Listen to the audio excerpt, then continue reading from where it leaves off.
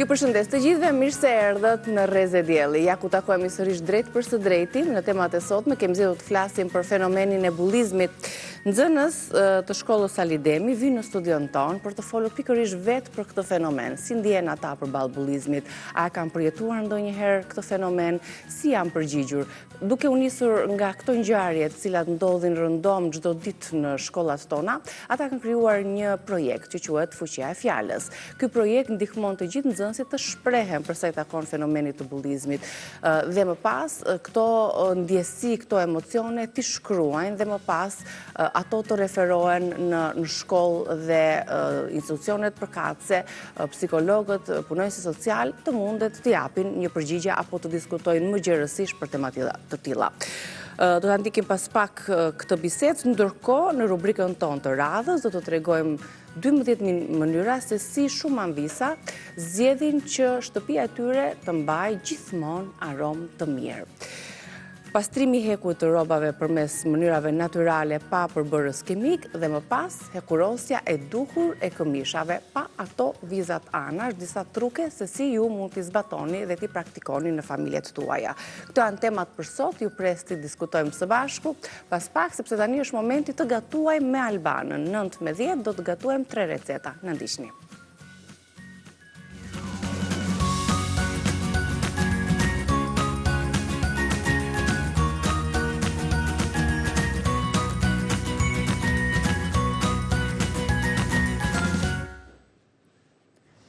Do punojmë sot? Do fillojmë?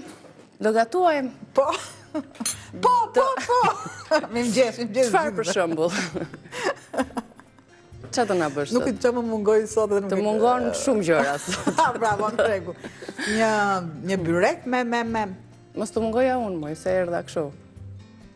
Pa mirëmëngjes, se na dyre nga jashtë, emisioni këtu te ty, pa folur më përpara. Je shumë e domosdoshme të unë, patjetër. Po, patjetër.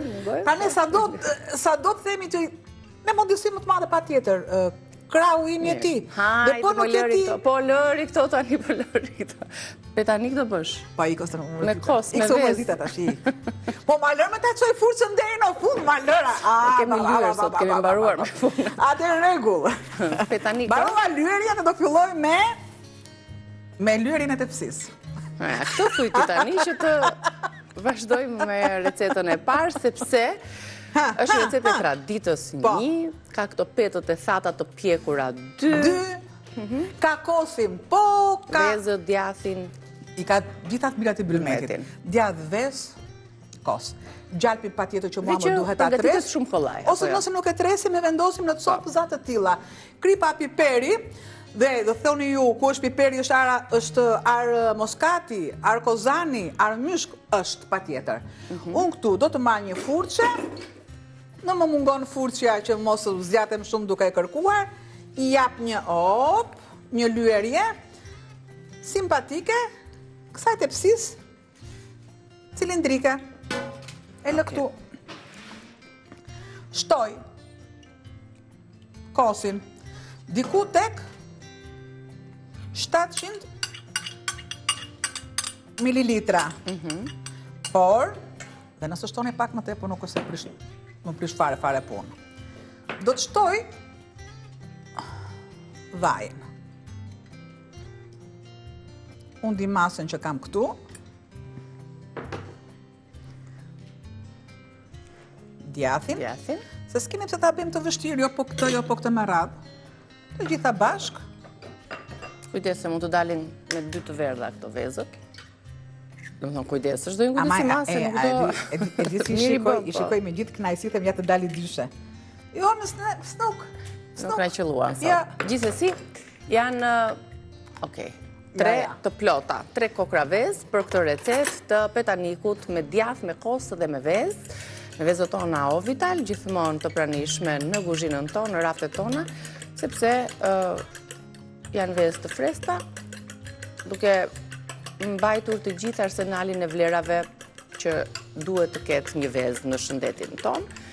Së bashku përveç vezëve, do të lexoj recetën, çfarë tjetër shtuam dhe çfarë ju duhet për këtë gatim. 2 pako me 5 të pjekura, nga ato të pjekura të mirë që janë të kërcet forta, se janë dy lloj petësh. Një palë që janë të palosshme të buta, të pjekura dhe ato, po ky petanik e do pikërisht këtë lloj pete. 600 gram djath, 3 kokra vezë, 700 ml kos, një majluge sodë buke, 150 gram gjalp, 2 filxhan kafeje vaj, arë moskat, krip, piper, izi. Petanik me djath, me kos dhe me vezë. Kemi përzier, si që pat, Gjalpi. pjesën kryesore. Po. Shtoj pak Një majluge me. soda. Masa e kripës që kam kujdes se ka djathi krip, Djathi, po. e përzjej mirë.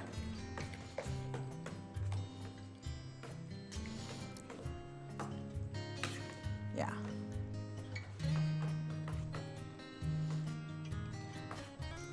Pra, djathi, kosi vezët, soda, kripa, pakës piper dhe arën myshk. Arën myshku, po.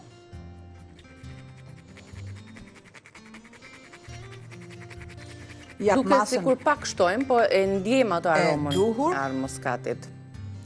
Se kuptova pse i lash në fund fare. Ja, më i largoj të gjitha.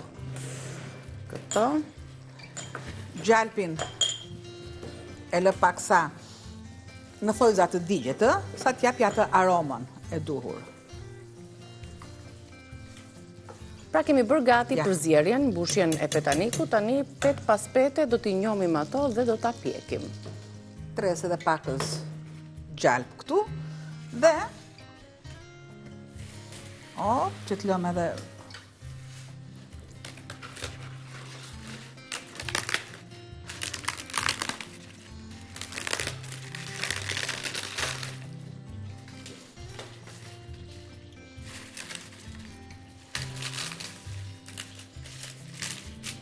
Okej, edhe një tjetër. Nuk më duhet tani, më duhet të mbushet në sopza. Janë delikate. Të petë i përdorim për këtë lloj petaniku, i përdorim për petanikun e famshëm me fasule. Masën e gjalpit. Përdorim petë tjetër. E nisa me vrull për të treguar disa mënyra. Po, këto lloj petësh, një sekond, këto lloj petësh bëhen edhe supë. Bëhen edhe supë, patjetër që. Bile nuk e kam sjellë si recetë. Çfarë bëjnë anvisat me petët e thata të pjekura? Po bëhet ëmbëlsira? Bëjmë dhe ëmbëlsirë. Patjetër që bëhet ëmbëlsirë. Okej. Mara me shërbet, jeni komplet. Të kompletuar në shinë stomakut flas. Marr. Pas pete i njomim tani vendosim mbushjen, ëh? Ashtu. Petët do të zbuten, do të njomen, pasi ti kemi pjekur, dhe do të qëndroj si një trup, si një pete vetme në fund fare kur të prijet, nuk do jetë kaq e shpërndar. Jo, po dhe nuk do të jetë edhe kaq.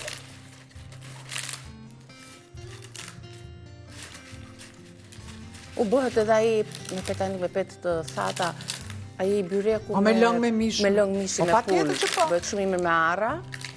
Me arra është tjetër, me mish është tjetër, me qumësh vezë është tjetër, djath kos është tjetër. Petët mund t'i hapni, mund t'i thani në shtëpi po ashtu. Ja të shtoj pak ëzuj këtu. Ka disa mënyra për edhe të mos prishim aromat apo të bëjmë pjesë në shtëpi. Nuk shtoj qumësh të. Shtoj pak ujë, jo qumësh, sepse duket edhe aktivizimi sodës duket akoma dhe më mirë. Dhe normalisht është në varësi të sa i trashësh kosi. Edhe jep pak volum soda kur aktivizohet. Kështu do të veprojmë derisa të mbarojnë mbushja petët, mbushet tepsia. Shtresa e fundit do të ketë mbushjen apo petë? Mbushjen besoj. Patjetër që mbushjen. Ose në fund fare e lagni pak petën.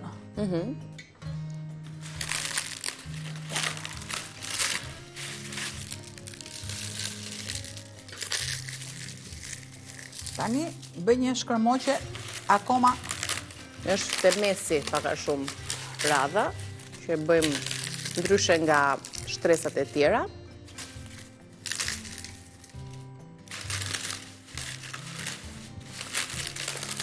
Ktu ishin pak a shumë sa 5, një 10 apo sa më pak. Një numër i përafërt.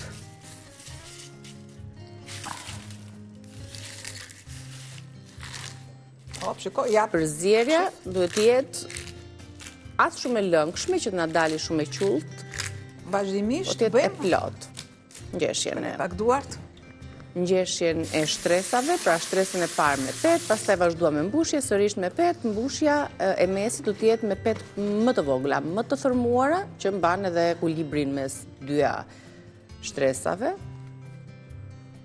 Duket në fillim fare si krem i trash, do të jetë mbushja.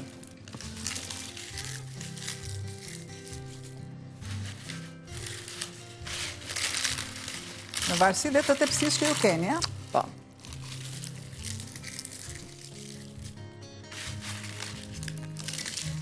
Në tjetra.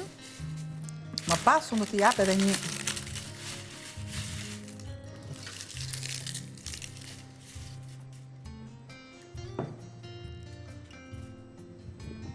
Pra shtuam kosin, vajin, vezët dhe djathin. Erzat sigurisht, kripën dhe piperin e zi, piper myshk, shtuam edhe një majluge sot dhe kjo është e gjithë përzierja e masës. Se këto ka një veti që e bëjnë vëndin pak rëmuj. Po s'kaq.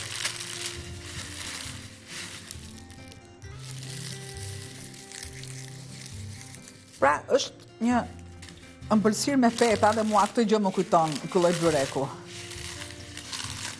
Saljari çaj quhen atë ëmbëlsirën? Faktikisht është i ka kështu kaq të pjekur, më duket se janë pak më, nuk kanë marrin këtë ngjyrën e kafes. Është ëmbëlsira me peta që quhet, krem dhe me peta. Gjë që ajo bëhet vetëm me petat, petën sfoliat. Na kujtuan këto strishat poshtë lavazën në Modo Mio, të ndezin pak ekspresin se na kërkon trupi një kafe. Bëhet gati për të provuar kapsulën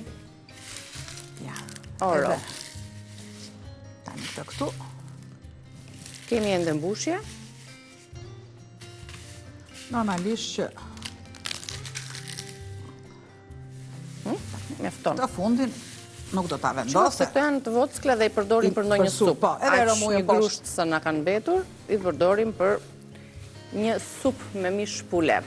Shtojmë edhe mbushjen, se ne do shkëputemi për të sistemuar shkëputemi ne që të bia vasha edhe ndaj, receta përfundon, do të shtojmë edhe mbushjen e fundit, shtresën e fundit me krem, janë në këtë formë, e nivelojmë mirë dhe vendosim për të pjekur në 200, apo në 200-190 diçka e tillë, sepse është pak më delikate mbushja.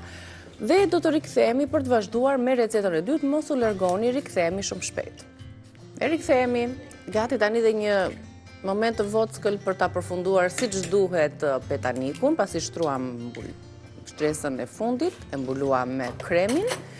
Tani është momenti që sërish aty t'i shtojmë dhe diçka tjetër, vezë dhe qumësht, që edhe ngjyra e sipërme të qëndrojë dhe t'jetë me një ngjyrë të kuqeremt, këtë e bën edhe qumshi edhe veza. E gjitha do të mpikset, ndërkohë që ti, Albana, bën këtë proces, unë po marr këto kapsulat e reja që na kanë ardhur, kapsulat e lavazës, Modo Mio, Qualita Oro.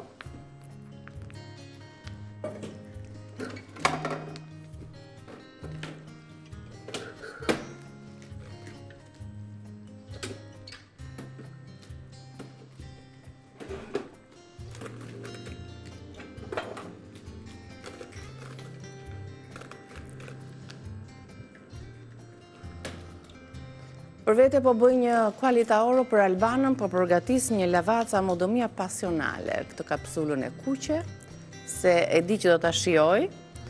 Vetëm tek një gjë ma prish pak qefin, që i shton shumë sheqer. Po do të rrugojmë rrugës këtë gjë. Dhe me këtë aromën karakteristike, eja kamera këtu te kremoziteti dua të fokusohesh pak, se sa kremoze është kjo kapsul, 7.6 gram kafe, me një proces fantastik të këtij aparati, këto janë dhe llojet e tjera të kapsulës që ne i përdorim vazhdimisht.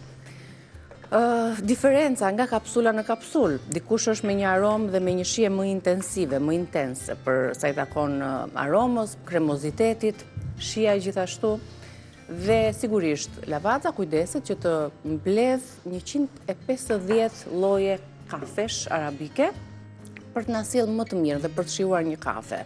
Jo vetëm për të shijuar kapsulat, por mbi të gjitha, ose mishelat, por mbi të gjitha edhe për të përdorur aparatin, se kur e ke në shtëpi ti konsumon sa të duash, fton njerëz në shtëpi për të shijuar kafe, për të bërë muhabet, e të tjerë, e të tjerë. Hajt. O të lumë dorë Jo, pritë se kjo ishte jotja. Kjo ishte kapsula pasionale, kjo ishte Qualita Oro. Se doja ta provoja pak të kapsulën. Do ta provoj që të thua që e ka bërë mirë apo jo? Ngjyrë të artë. E ke pa sheqerë, mos kërko përzjema me sheqerë njërën e tjetrën. Rrufite ashtu si çdi vetë ti edhe na bëf të mirë një lavaza.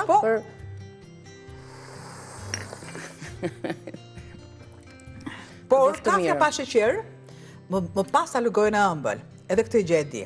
Po. Varet se ç'konsumon pastaj gjatë kafes, se çfarë thua, si bisedon, çfarë. Këto. Por për ta pas shijen më të mirë, një sekond, unë shtoj pakës fare krip këtu. Te petaniku, jo te kafja. Megjithatë edhe kafja e do, ka njerëz që konsumojnë një pak fare, 2 kokra, një prekje krip. Po. Që nëse ju doni dikurë, nëse doni ajo është për gjendje të ndryshme dhëndrin, se si ishte dhëndri dhe si do të reagonte dhëndri në ditën e parë kur shkonin për shkelka, për shembull. Me krip. Po, i vetëm krip. Dhe nëse dhëndri reagonte në mënyrë kështu diplomatike, ishte në rregull. Në të kundër dihesh, por në ato fillime çdo dhëndër.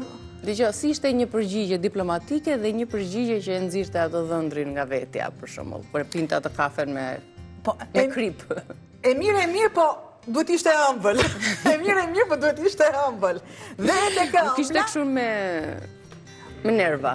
Ku t'jam banda më të shpia, nëse ishte po mjaftë. Po e vendos direkt për një. Matësh edhe inteligjenca emocionale e dhëndrit në shtëpi.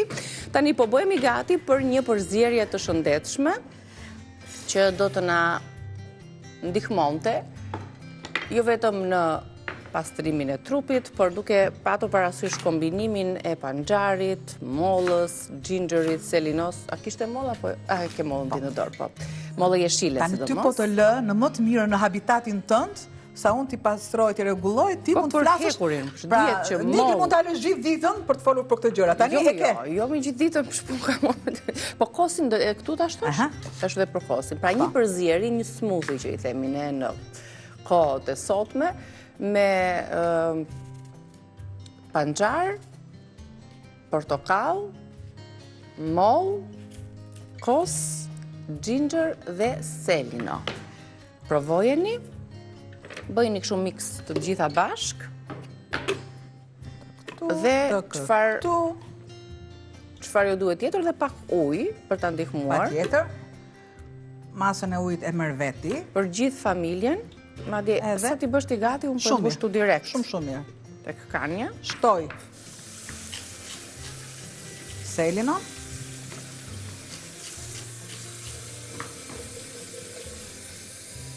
Këtu, peshte tek këtu tek kosi. Marr.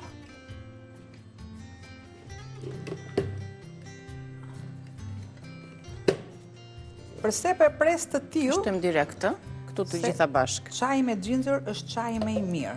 Edhe kosin ta shtoj tani këtu? Po. Me gjithë ujin. Këtu kemi. Po sepse xhinxheri është antiinflamator. Sidomos aziatikët e përdorin është një turshi, edhe xhinxheri turshi është shumë probiotik i pasur. Çaji i xhinxherit është gjëja kryesore. Dhe panxharin të qëruar dhe portokallin, selinon e kemi shtuar, duke llogaritur dhe mbledhur vlerat e secilit prej një larje produkteve shumë e mirë e portokallit. Sepse dihet që poret mbajnë mikrobet. Na jep një energji, na rrit energjinë kur e konsumojmë këtë përzierje, përveç se pastaj elementeve që ka çdo i jepi një gëzhë përbërës këtu brenda. Po Kur ato bashkohen në mënyrën e duhur, siç kemi thënë, në lidhje me sinergjinë ushqimore, pra kur bëhet kombinimi i duhur i frutave apo i perimeve për të krijuar smoothin apo këtë përzierje të butë, në mënyrë që ta shijojmë siç duhet. Ja. Të ndihmojmë me ujë, shtojmë të gjithë elementet brenda. Me pauza. Një sekond.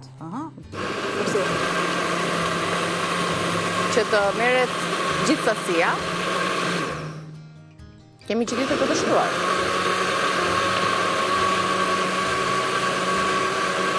Shumë mirë. Është okej.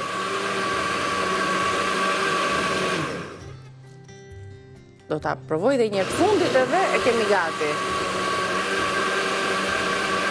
Po, është si një. Me thënë drejtën, më nuk pëlqen fare lëngjet e shtrydhura.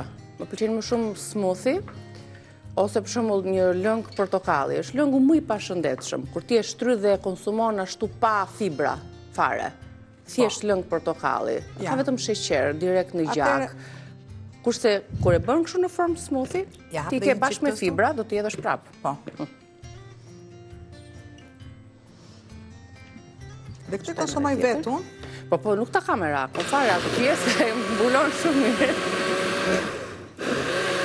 Shtuam edhe pak portokall, marrim 2 gota? Që ti shtojmë? Marrim edhe 2 gota. Ja, kaq ishte. Tek supjerja ku bëni që përgatisni supën e fëmijëve, opa. Se e kise mendjen te u sepse ha unë prandaj. Ku shkon gota? Si është karma. Ka të gjitha fibrat. Të gjitha fibrat brenda, edhe të gjitha vlerat. Te lëngu, me thënë drejtën, nuk ka kaq shumë vlera kur ne i shtrydhim frutat apo perimet. Po na more visin na. Me thënë drejtën unë... Zgjate dorën, zgjate. Ai të bëft mirë. Ti u tregove dashamirë se po unë nuk i ndajmë dot, nuk e ndaj dot se ka këtu për të gjithë. Jo, me që unë nga portokall, jo për një gjë. Po tregoje me vërtet, pëlqen ai shumë sa ta konsumoj vetë. Me gjithë respektin e të gjithë. I pëlqen ai shumë sa që si shkon mund të këtë tjerët. Një kan e plot ka për të gjithë. Janë bëft mirë gëzuar, kujdesuni për shëndetin, është shumë e shëndetshme. Dhe mundohuni që ti kombinoni disa fruta perime dhe çdo ditë ti shërbeni trupit tuaj, sepse dhe ai do t'ja u shpërblej një ditë. Shkëputemi për publicitet, po vazhdo tani bëri gjithë qokat me radhë. Jo, se kam për vete këtë. I shtojmë dhe pak ujë po të duam. Rikthehemi pas reklamave. Çfarë gatuaj më pas? Brumçe në spinaq. Le të marr këtë panxharin një herë, portokallin, kështu që të fuqizohem. Ja ju paça. Brumçe nga Bançja. Po, shiri pas pak.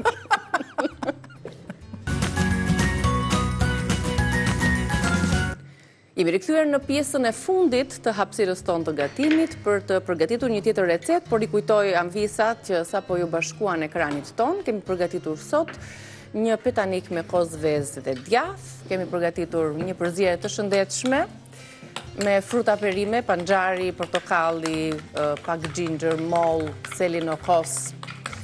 E shijuam me thënë drejtën, për t'ja u rikujtuar se çdo ditë është një mundësi shumë e mirë që ne të ndërtojmë trupin tonë, në kuptimin e asaj që t'i shërbejmë atij në mënyrë që edhe ai të na e shpërblej një ditë. Patjetër që po.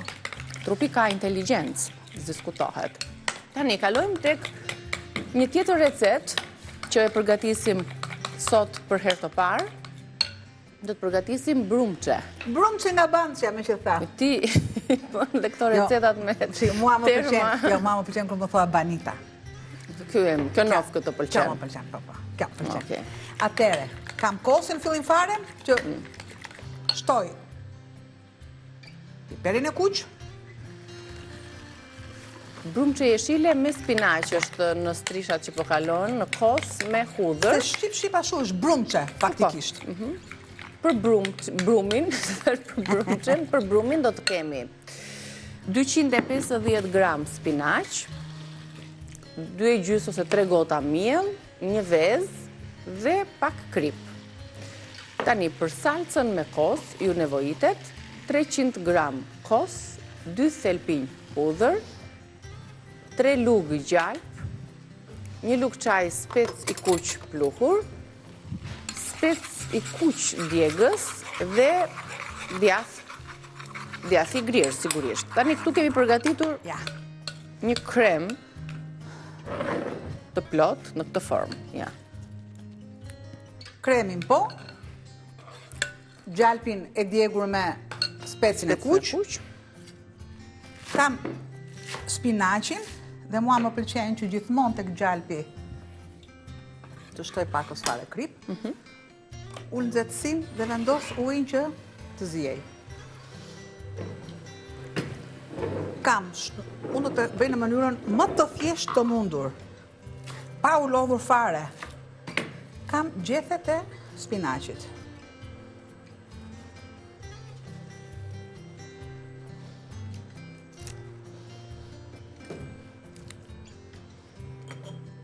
Do të shtoj një kokër vezë.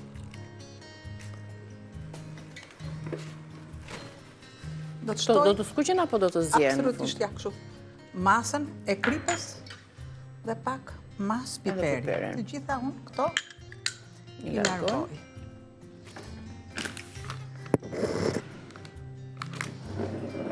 Vetëm kosin. Bravo.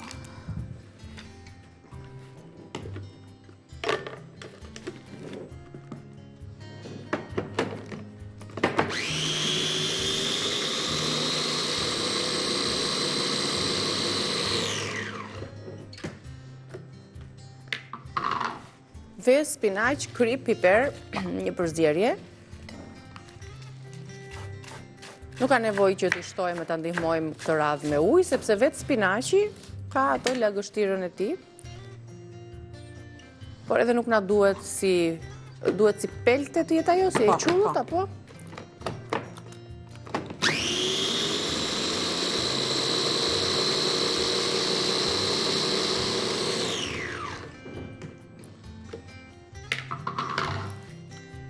Shtojmë spinaqin gradualisht, duar-duar, në mënyrë që... Në fund fare, unë do shtoj thjesht një pik lot ujë, që të më bëj masën të duhur. Nuk do shkoj më tutje, se nuk do merrem vetëm me prerjen, thjesht juve që ta... Këto që mbeten janë ricikluar nesër në një supa, në një gatim tjetër.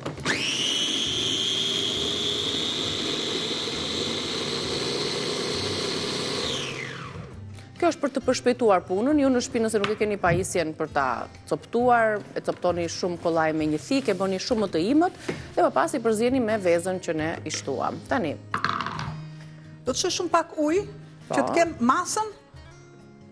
E bashkojmë edhe pjesën tjetër të përbërësve, kemi gjalpi që kemi shkruar aty me piperin e kuq, dhe... Që tjetë e një trajtshme. Prandaj shtova ujë.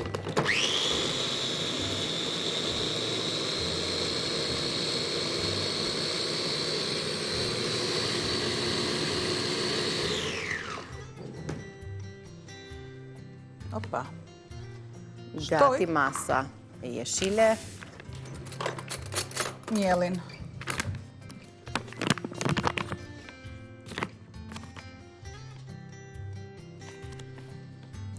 Me mielin e shohim në varësi të masës së spinaqit, duke e parë dhe duke shtuar lugët, derisa të formohet brumi përkatës. Me mielin për çdo lloj përdorimi ju jeni shumë në rregull. Po si, pas kam bërë dhe... Nuk ka problem se e sistemojmë më pas, se sërish do të bëhet, është pajisja që ka sasinë e madhe të spinaqit në ujë dhe shtuam prak mielin, që ta ndihmojmë në formimin e brumit.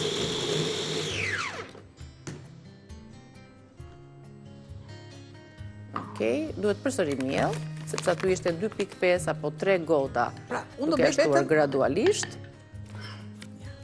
Ne bëjmë një pjesë të saj, pra spinaq, vezë duke shtuar, krip, piper i zi, pak ujë për të ndihmuar dhe mielin në fund. Pra përgatisni njerë kremin e spinaqit, më pas shtoni sasinë e mielit, duke e punuar vazhdimisht, që krijojmë më pas copëzat e brumrit.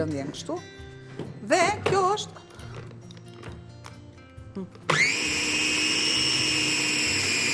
Duke tani që është pak më nga dalt, më nga vash, që të thot.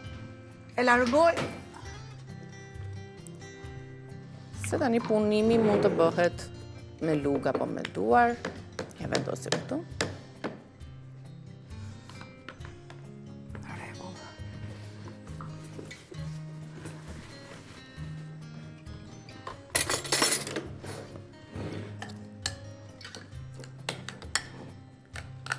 Aty do të formosh topsat, apo brumzat e vogla.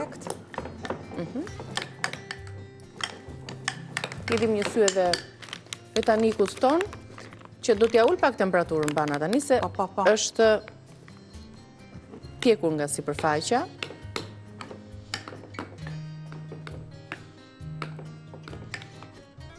Kryoj brumin.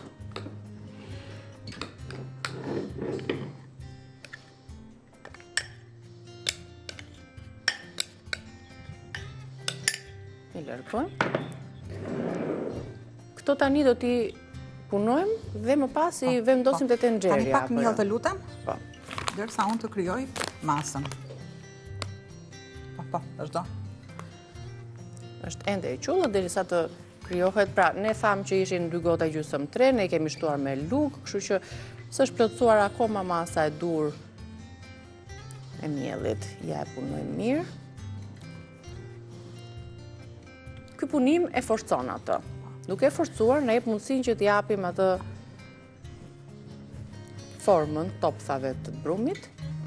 Të duhet edhe pak më duket. Jo, do t'jete but fare, nuk është. Shtosh edhe pak, po, se u bëra.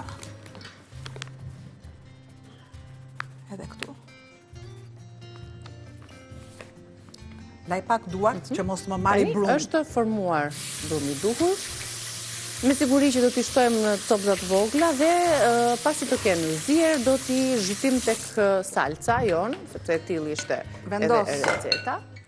Siç veprojmë me njokit pak a shumë, apo jo, njokit me patate. Bëjmë 2-3 të parat, ne që t'i tregojmë pak procesin e punës, se si vazhdon, duke qenë se edhe minutat nuk na premtojnë. Sa minuta kemi? Po 1 minutë, 30 sekonda, më pak akoma. Ja, do punohet mirë. Mirë është që ky brumi madje edhe të qëndroj, kam përshtypjen pak edhe në frigorifer, se plotësohet, ngurtësohet akoma dhe më mirë. Pasi ta keni punuar, në një tenxhere ku keni shtuar ujë që vlon, ujë me krip që vlon, do t'i shtoni këto brum, topsat e brumit. Nga momenti që si që bëni makaronat, njokit? Si puna e veriorët e përdorin, pa asnjë lloj, jo me spinaq. Shtrivla, diçka e tillë është. Pasi ato të kenë zier aty, do t'i? Shkon masa e kosit. Po, i shtojmë këtu. Po, komplet do të shkon. E gjithë ajo masë. Okej, ja të zin dy të parat. 3 deri në 4 minuta. Okej, 3-4 minuta dhe më pas i shtojmë këtu te kjo përzierja me kosin e aromatizuar në këtë formë. Ja, pasi të kemi shtuar sa më shumë të qëndroj, aq edhe më mirë është, ja. Po. Pra, ato zinë në tenxhere, siç janë, i vendosim tek pjata me kolsin e trashët të aromatizuar dhe sipër i shtojmë gjalpin me piperin e kuq. Besoj e kuptuat. Ne do ta kuptojmë kur ato të kenë zi, sepse do të vinë në sipërfaqe të ujit, aty kuptohet që janë gati. Mirë, ne do të shkëputemi tani nga ekrani. Petaniku gjithashtu mund të bëjmë një plan të lutem të petanikut për ta parë rezultatin, do ta lëmë që të kulloj. Është bërë fantastik, sot da ka bërë punën e vet, i ka dhënë volum. Në rrjetet tona sociale dhe në YouTube-in ton do të keni mundësi të shihni dhe fotot përkatëse, sidomos në YouTube, klikoni aty për të parë dhe për të marrë recetën. Ne do të shihemi pas fleshit informativ, do të na vinë disa nxënës për të rrëfyer rreth bullizmit, këtij fenomeni kaq të përhapur në shoqërinë tonë. Vazhdojmë punën ndërkohë Albana, të lumshin duar. Faleminderit. Shihemi.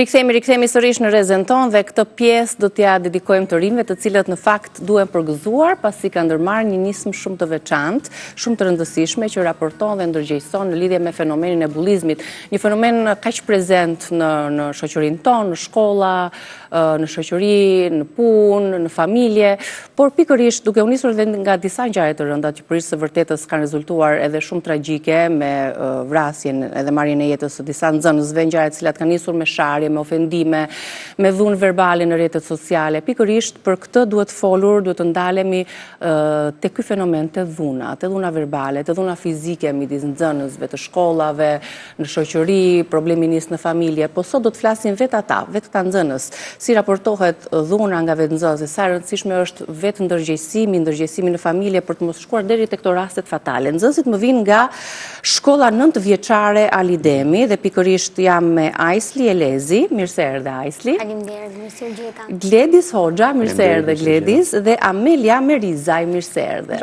Jeni të tre në klasën e 9, apo jo? Do ta nis me projektin Fuqia e Fjalës, të cilën ju e keni propozuar dhe më pas do të kthehet edhe në një konkurs, siç e cituam për mes shkollave. Si lindi kjo ide dhe sa shkolla do të përfshihen, çfarë në kupton Fuqia e Fjalës, për çfarë flet? Atëherë, ne si fillim, duke qenë se një ndër tematikat e këtij projekti ishte bullizmi verbal dhe bullizmi online, menduam që të bënim diçka që do i shërbente si fillim shkollës, komunitetit, pastaj nëse pëlqejt si ide, sigurisht do zgjerohet dhe më tej nëpërmjet rrjeteve sociale.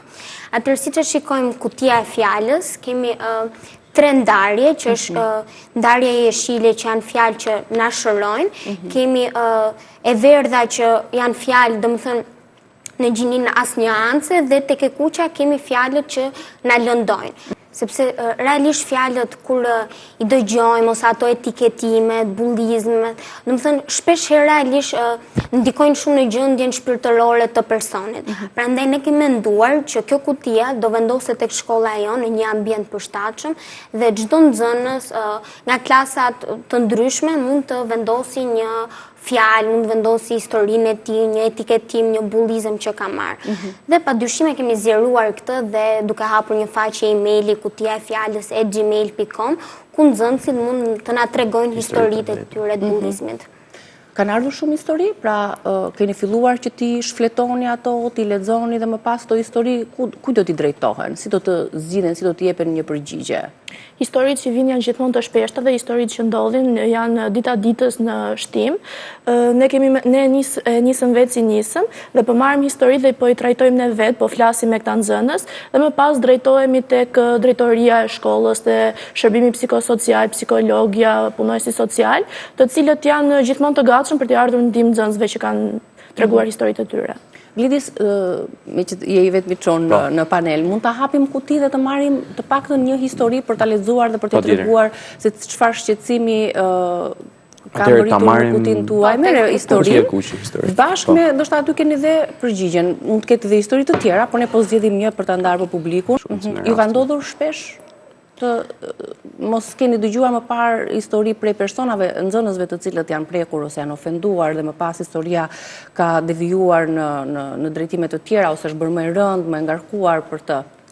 Po, ka ndodhur sepse shumicën e rasteve këto nxënës kanë atë frikën e të shprehurit. Po, e të shprehurit. Prandaj dhe neve në kuti, domethënë të shprehurit është anonim, sepse ne nuk kemi si synim të gjykojmë këto nxënës, po të gjejmë një zgjidhje problemit të tyre. Pikërisht do ndalem edhe unë si çun që flas, shumica e historive që kam dëgjuar, shumica e djemve kanë frikë, pra i duket vetja si më i dobët, le të themi, krahasim me shokët e tjerë nëse shprehen dhe nëse nuk e zgjidhin vetë si situatë, sepse vetë është ajo sedra, le të themi, e djalit për ta zgjidhur situatën vetë. Por është diçka që unë nuk e rekomandoj që të mbash gjërat vetë, duhet të shperë sa më shumë. Bëj të ndihesh keq emocionalisht? Mendoj që pika kryesore është pikërisht familja, pra mënyra se si edukohesh.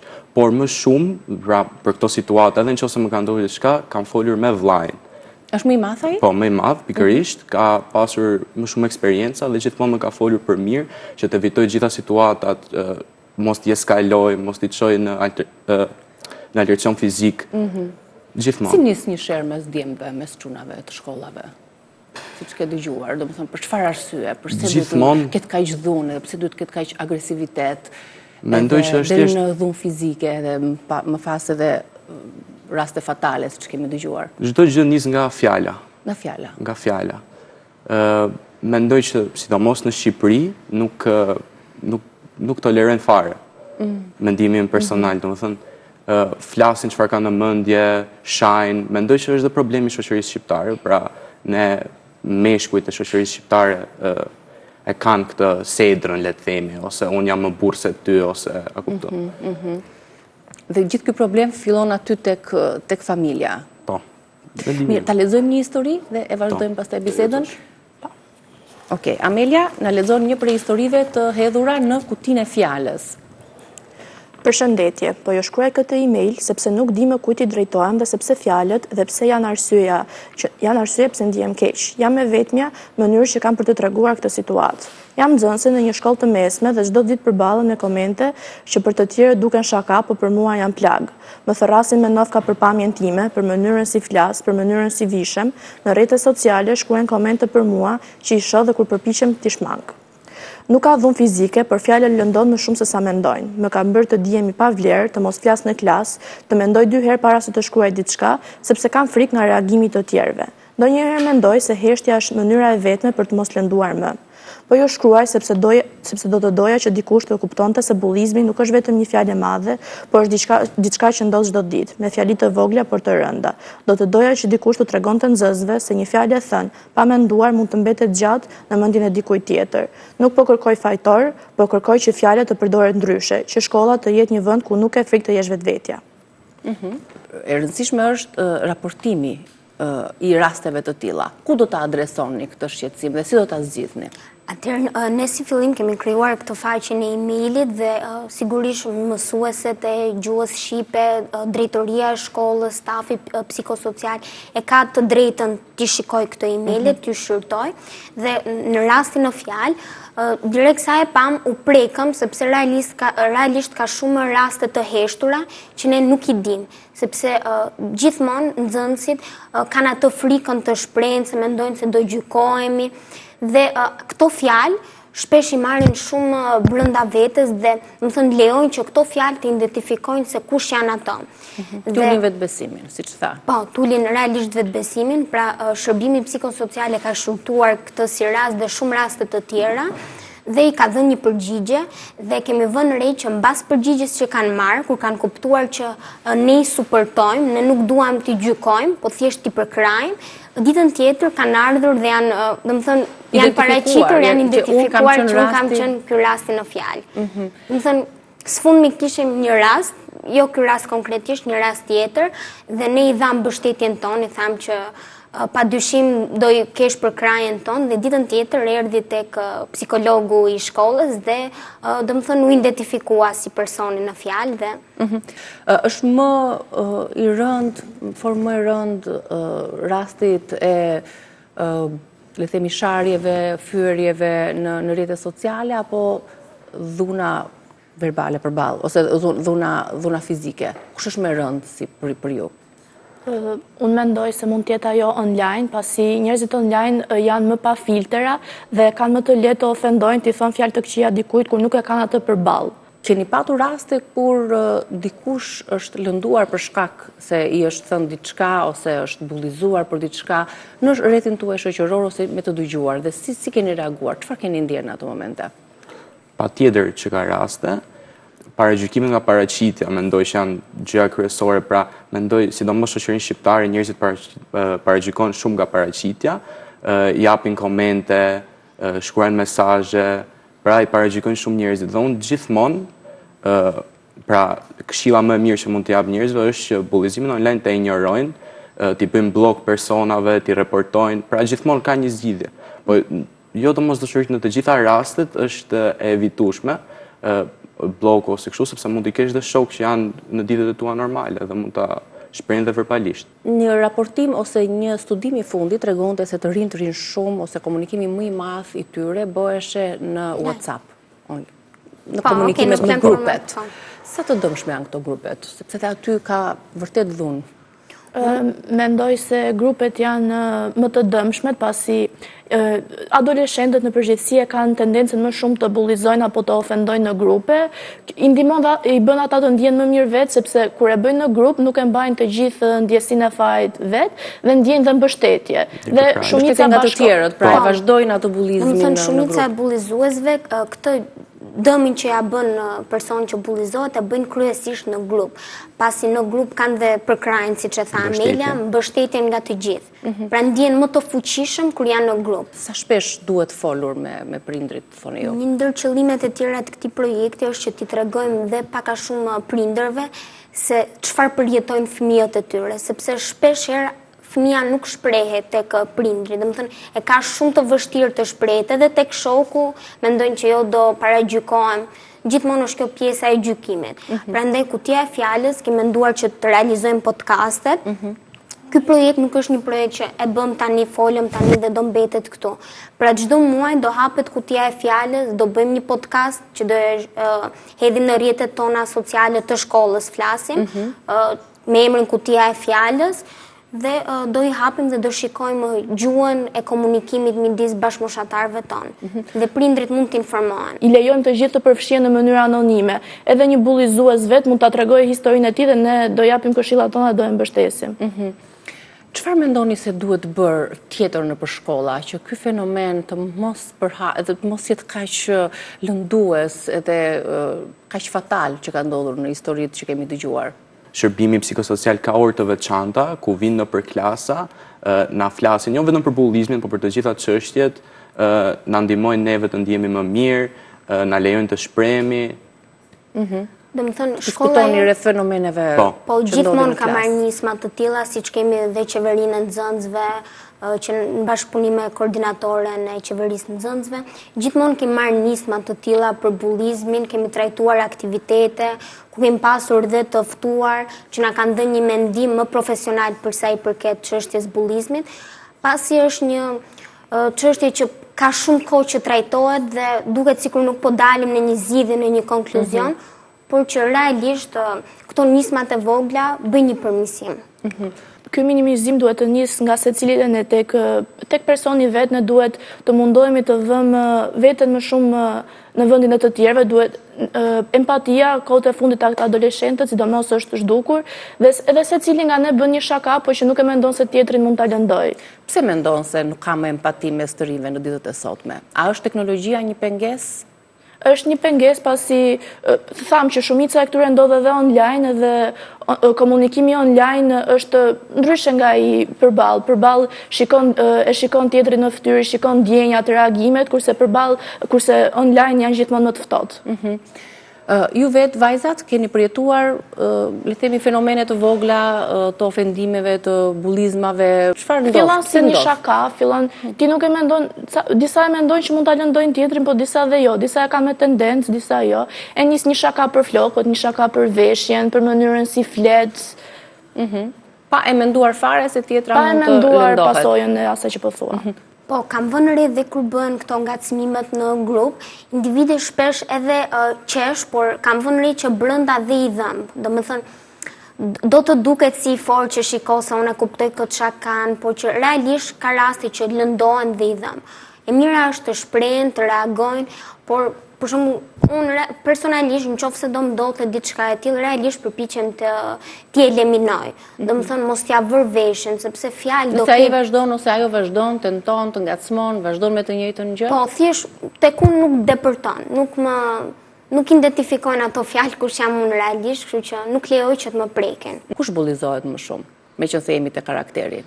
E themi ndryshe, më të dobtët, më të ato që domethënë më të heshturit. Po, më të heshturit, që kanë nevojë që të punohet. Etiketon dhe shkon tek ai që e shikon që do preket. Te një njeri që e shikon që është i fortë dhe nuk do i marrë parasysh fjalët e tij, nuk shkon dhe t'ja etiketoj ato fjalë, por te një njeri më i brisht që preket, atë sulmojnë.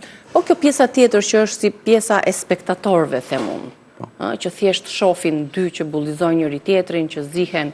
Çfarë duhet të bëjnë më shumë në rastet kur ne shohim një fenomen të ndodh? Si duhet të ndërryjmë? Çfarë duhet të bëjmë ne të tjerët? Spektatori duhet jetë ai i pari që reagon, jo të reagoj duke qeshur apo duke u bashkuar shakas. Se i bashkohet përsëri i bashkohet grupit. Kur ti shikon një njeri që po bullizohet dhe ai njeri nuk është mjaftueshëm i fortë që ta raportojë dhe ta flasi vetë me dikë tjetër, këtë gjë mund të jesh ti ai që i flet. Qoftë aty njeriu, qoftë dikujt tjetër që është në gjendje ta ndihmojë. Për çfarë ju shërbejnë rrjetet sociale? Çfarë shihni aty? Realisht është thjesht një mënyrë për të argëtuar, për të shtyr kohë, a kupton? Në fillim kur instalojmë rrjetet sociale nuk mendojmë gjithmonë jo po sherrët, jo po bullizimi, jo po mendojmë gjithmonë për argëtimin ton, për të flasim me shokët më lirshëm, të dërgojmë video njëri tjetrit, sidomos videot me format më të shkurtër tani që kanë dalë, pra që janë bërë trend, pra reelsat në Instagram ose videot e shkurtër të TikTokut. Kjo është arsye kryesore që të përfshihesh pak më shumë me grupin, pra, të kesh diçka që të flasësh, sepse kur kanë gjithë shokët rreth rrjetet sociale, dhe ti nuk ndjesh totalisht i përjashtuar nga grupi. Gjithashtu mendoj që në rrjetet sociale ke një shumëllojshmëri dhe ke shumë shembuj që ti do të ndjekësh. Dhe në qoftë se ti do të ndjekësh atë shembullin e keq, është zgjedhja jote. Domethënë çdo platformë kur është krijuar për një qëllim të mirë. Për shembull WhatsApp-i është krijuar që njerëzit të komunikojnë me njëri tjetrin. Pastaj si përdoren këto platforma është një pyetje tjetër. Ndoshta Amelia, një mesazh të fundit kush do na thotë për bashkëmoshatarët që po na ndjekin? Të jemi gjithmonë dhe më të kujdesshëm me fjalët. Fjalët mund të lëndojmë, po fjalët dhe mund të shërojmë dhe duhet të zgjedhim gjithmonë fjalë që të shërojmë njëri tjetrin. Mirë, faleminderit shumë suksese në projektin tuaj, faleminderit për bisedën dhe meqense është konkurs, fitofshi ju. Faleminderit. Shkëputemi për publicitet.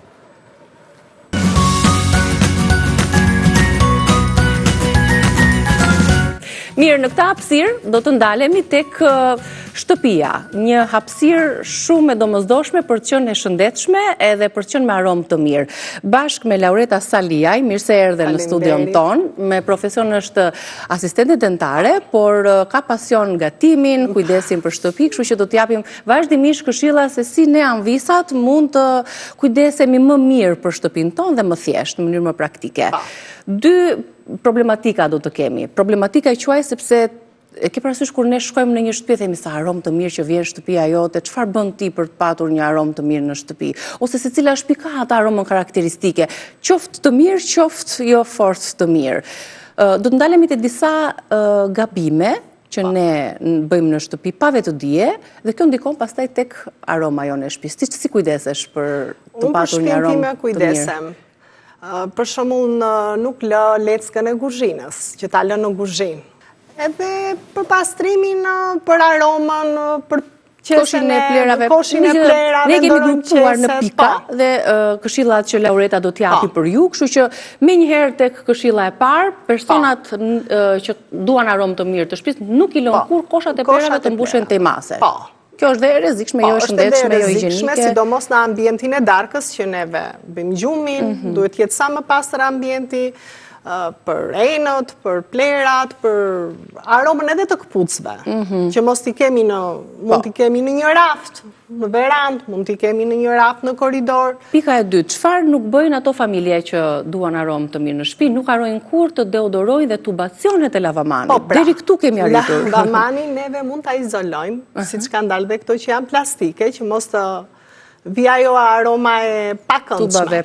Tubave. Nuk lënë rrobat e lagura për shumë kohë në lavatriçe. Dhe kjo është problemi të gjithëve, domos kur ikim në punë apo shumë problem sepse ne duhet i vëmë rrobat në lavatriçe, ta presim që ta hapim sa më parë atë, sepse dhe aroma e rrobave nuk ikën nga rrobat, edhe plus edhe lavatriçen. Plus atë tubin duhet ta pastrojmë, atje ku hedhim me detergjentin duhet ta pastrojmë. Sepse ajo mbledh. Sidomos një herë në javë duhet të lahet gjithmonë, sepse mbledh atë pushin edhe.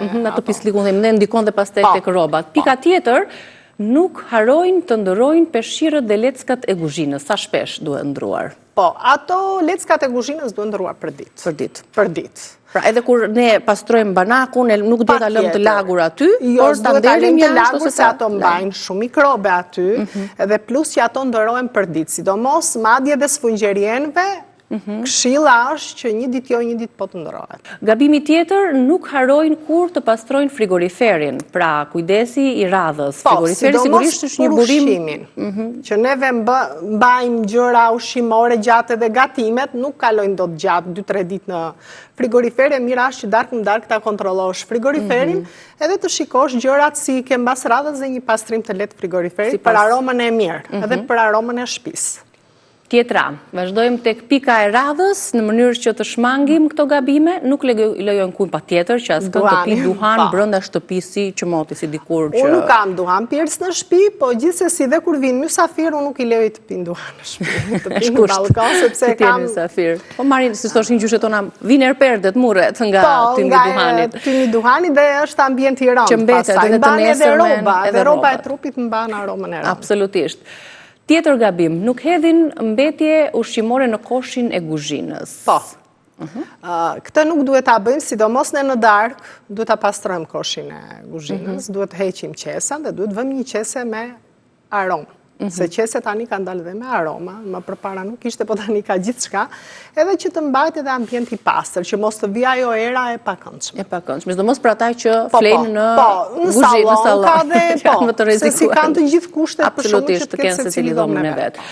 Tjetër, nuk harojnë kur të hapen dritaret për ajrosje, disa herë në ditë, edhe për virozat ku... Madje edhe para se të flem gjumë, po e hapen një 5 minutë, është gjëja më e mirë që të ajroset shtëpia, para se të flesh gjumë, sepse ambienti i mbyllur, kondicioneri gjithashtu. Kemi avullin e gjellës ndonjëherë, gatuajmë në kuzhinë dhe duhet hapet që të ajroset. Të ajroset përpara gjumit. Tjetër, përveç se në mëngjes, në drekë, pra disa herë gjatë ditës, nuk e mbyllin kur derën e lavatrices pas përdorimit. Pra pasi kemi hequr rrobat. Po, dera e lavatrices duhet të ri hapur. Për arsye se ajo mban një aromë vetë-vetiu dhe nga aromat e rrobave, brendave.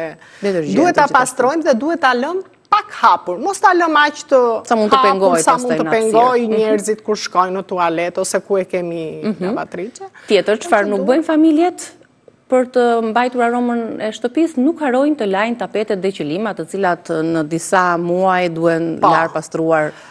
Me realitet, tapeti më shumë në 2 muaj gjys nuk mbahet, sepse ti kalon aty, pastron, fshin, bie diçka dhe ajo krijon atë, dhe shtëpia vetë-vetiu e krijon atë aromën e... Ose kur lan shpinë, cepat e shtëpisë, sido qoftë, mban atë, sepse ka lagështi shtëpia, duke sikur nuk ndikon, po që ndikojnë të gjitha tek aroma. 2 muaj gjys tapeti duhet hiqet. Pra, këto janë kujdesi që duhet të kenë, që kanë ato familje zonja shtëpie, që aroma e tyre të vi gjithmonë aromë e mirë. Kemi tjetër, nuk harojnë të ndërtojnë çarçafët çdo javë. Patjetër, çarçafët ndërrohen edhe 2 herë në javë, është e mira, po tani në muajin e dimrit zakonisht zonjat një herë në javë i ndërrojnë çarçafët e tyre, dhe e mira është që krevati në mëngjes nuk duhet ta rregullosh direkt sa u ngritet nga gjumi.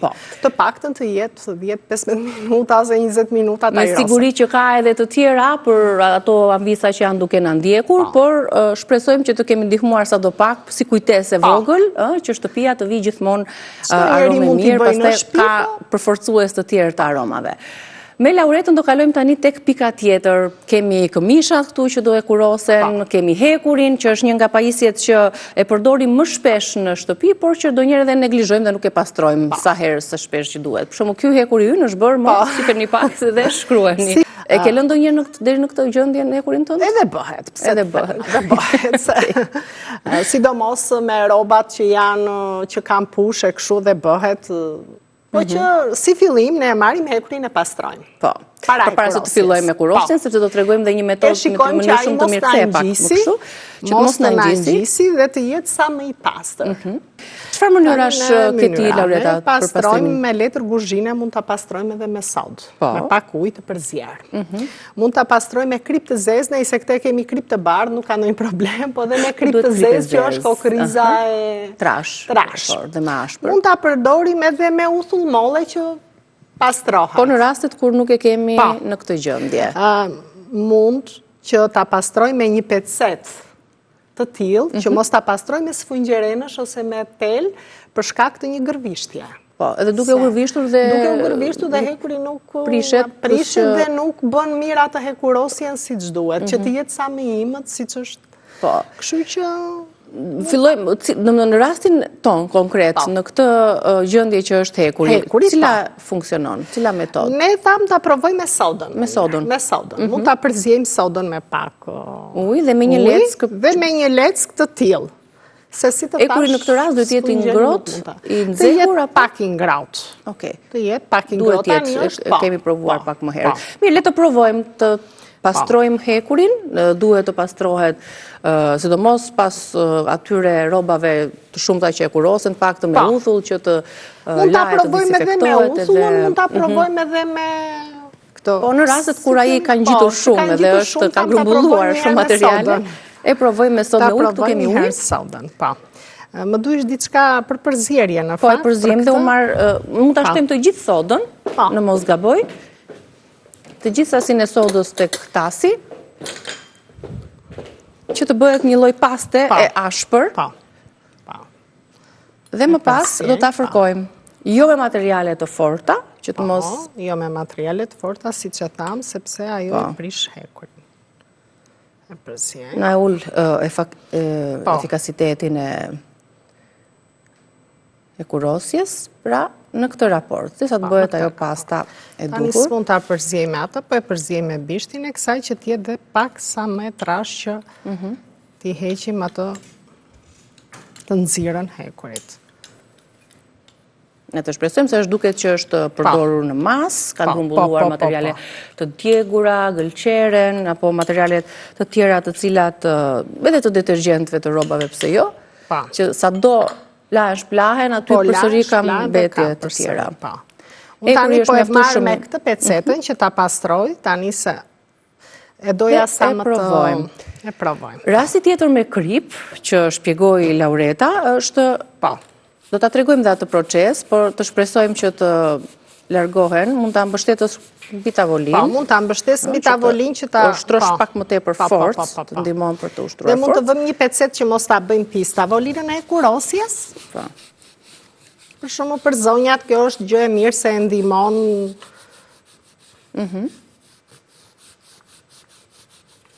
Mbështet edhe pak se ndoshta. Po. Edhe nga fakti që hekuri përdoret pa ujë, kjo e dëmton. E dëmton, po. Në atë pjesën e tharjes apo të djegjes dhe të marrjes së kësaj ngjyrës kafe, që ke frikë ta përdorësh në materiale që janë më delikate. Që janë më delikate si punë e pulovrave, për shembull, se sado një gjë një avull e do. Edhe pulovra nuk mund ta veshim ashtu. Pra kjo është metoda e pastrimit e hekurit me sodë, edhe metoda tjetër me kripën e trash, duke vendosur hekurin e nxehtë mbi të, është një metodë efikase që na ka rezultuar dhe më herët, dhe ja, ku e shohim tani, të largohen papastërtitë. Ky pastrim se dhe soda ka atë agresivitetin, e largon atë ngjyrën. Soda shumë e mirë se largon atë të zezën, ngjyrën, ngjitjen. Po, më e mira do ishte të kishim një hekur inox, jo me ngjyrë. Jo me këtë ngjyrën. Jo me këtë ngjyrën. Pak ta shohim edhe në ekran. Jo me këtë ngjyrën roz, sepse inoxi është më i shkëlqyeshëm edhe ndrin kur e pastron tamam, ndërsa kësaj ikën dhe ngjyra, sepse soda gryse. Është gryse, e vërtet. Po që është e mirë se e pastron, nuk është qartë. Për kushte shtëpie është shumë e mirë. Dhe kemi gati hekurin, të fillojmë me hekurin atëherë të largojmë. Po i bie dhe pak me uthull molle, sepse uthulla e mollës është shumë e mirë për ta disinfektuar dhe për mos të ngjitur në një push, në një gjë të zezë, në një rash siç është e nxehtë. Dhe mund ta kemi gati për hekurosjen. E provojmë prapë hekurin në një pecet të pastër, unë do ta provoj në një pecet të pastër, se këtu janë këto papastërtit, që të fillojmë të hekurosim një këmish të bardhë. Zgjodha një nga këmishat e varura aty. Po, shumë mirë. Ja, unë tani po e provoj një pecet të bardhë, një pecet të zakonshme. Të zakonshme që të hekurosim edhe nëse lëshon hekuri, nuk ka, po deri tani nuk ka lëshuar asnjë. Jo, nuk ka lëshuar asnjë gjë dhe është më pastër për një hekurosje. E kemi gati. Vendosim temperaturën për materialin që ka këmisha. Mua mi jep. Do i marrim, po.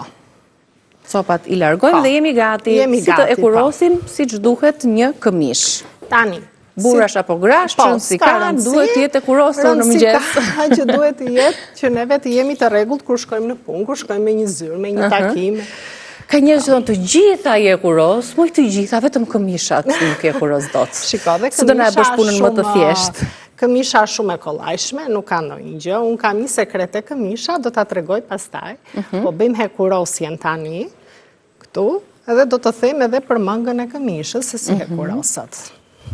Për të bërë vizën siç duhet tek mënga. Po, shiko sa i pastër është hekuri që nuk lëshovi asnjë lloj gjëje të mbi këmishë, se këmisha është e bardhë.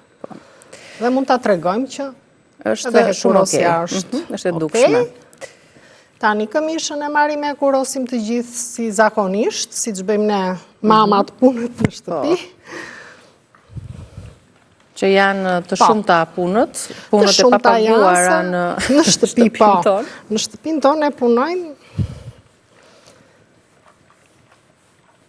Okej. Pra, marrim njërën krak, pjesën e kurizit. Po, e kurosim komplet pjesën e kurizit. Pra, nisim nga pjesa e kurizit. Po.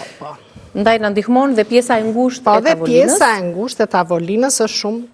Do ta na bënte punën më të vështirë nëse do ta e kurosnim këtu mbi një sipërfaqe tjetër dhe jo mbi një tavolinë, se jo të gjithë i kanë mundësitë. Po, jo, ti çojnë në pastrim kimik, nuk i kanë të gjithë mundësitë që të vend të kurosin një këmishë ose një bluzë ose një gjë, se nuk është. Mund ta bëjmë edhe vetë siç bëjmë çdo gjë në shtëpi. Po.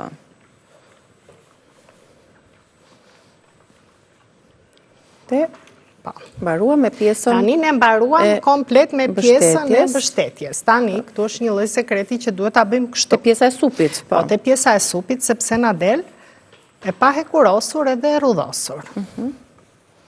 Edhe pjesa e qafës. Qafës edhe pjesa. Në fund kemi lënë mëngët. Qafës. Po, në fund kam lënë mëngët edhe do ta tregoj pse dhe këmisha nuk rrudhoset. Edhe ka një detaj këmisha që ne nuk duhet ta bëjmë me vizë.